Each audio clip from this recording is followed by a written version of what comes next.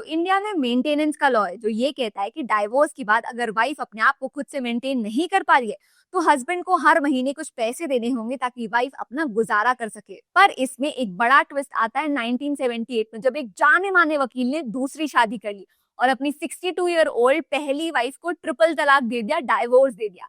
जिसके बाद ये फर्स्ट वाइफ कोर्ट पहुंच जाती है अपने हक का मेंटेनेंस डिमांड करने के लिए, जिसमें कोर्ट पहले उन्हें 25 रुपए और फिर 180 रुपए का मेंटेनेंस अवार्ड करते। और अब ये केस पहुंच जाता है सुप्रीम कोर्ट में। लेकिन यहाँ पर एक और बड़ी प्रॉब्लम आ खड़ी हुई। नहीं नहीं, सेक्शन 125 प्रॉब्लमैटिक नहीं है ये, तो बल्कि हमारा एक सेक्युलर लॉ है जो मेंटेनेंस के लिए हर इंडियन वुमेन को अवेलेबल है।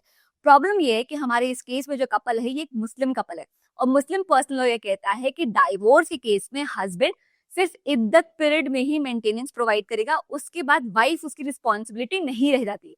जो इद्दत पीरियड है ये क्या होता है? ये एक वेटिंग पीरियड होता है कि डाइवोर्स के बाद वाइफ इस पीरियड तक रीमैरी नहीं कर सकती। तो सुप्रीम कोर्ट के पास जो मेन क्वेश्चन आ खड़ा होता है वो ये कि सेक्शन 125 के अंदर जो हर इंडियन वुमेन को मेंटेनेंस की प्रोटेक्शन मिली हुई है कि ये सेम प्रोटेक्शन मुस्लिम वुमेन को भी अवेलेबल होगी या नहीं। इस क्वेश्चन का जवाब देते हुए सुप्रीम कोर्ट ने कहा कि अगर कभी पर्सनल लॉ और सेक्युलर लॉ के बीच में कंफ्लिक्ट हो जाता है तो उस केस में सेक्युलर लॉ प्रिवेल करेगा। मेंटेनेंस एक सोशल जस्टिस का राइट है, सिर्फ रिलीजियस मैटर नहीं, और इसलिए मुस्लिम वुमेन को इद्दत पीरियड के बाद भी मेंटेनेंस मिलेगा। अब क्योंकि इस केस में सुप्रीम कोर्ट ने पर्सनल लॉ के अगेंस्ट डिसीजन दिया था, एज अ रिजल्ट देश भर में प्रोटेस्ट हुए, रैलीज हुए, फतवे जारी किए गए।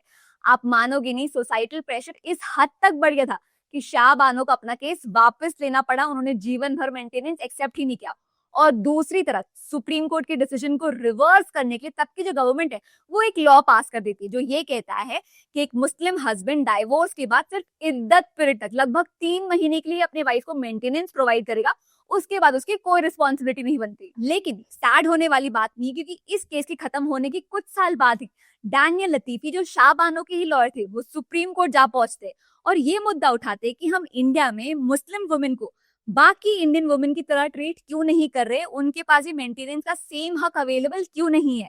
जिसका जवाब देते हुए सुप्रीम कोर्ट ने एक लैंडमार्क डिसीजन दिया और ये कहा कि अब से मुस्लिम हस्बैंड भी डाइवोर्स के बाद अपनी वाइफ को सिर्फ इद्दत पीरियड के लिए नहीं बल्कि फ्यूचर गुजारे के लिए एक फेयर और रीजनेबल अमाउंट मेंटेनेंस प्रोवाइड करेंगे फ्यूचर के लिए भी। अब इस केस में एक बड़ा क्वेश्चन ये उठता है कि आपके, मेरे या किसी की भी पर्सनल रिलीजन में अगर कोई बुरी प्रैक्टिस प्रेवलेंट है जिसे हटाने के लिए सुप्रीम कोर्ट इंटरफेयर करता है तो क्या हम सब उसे टॉलरेट करेंगे? हाँ या ना? सच सच बताना।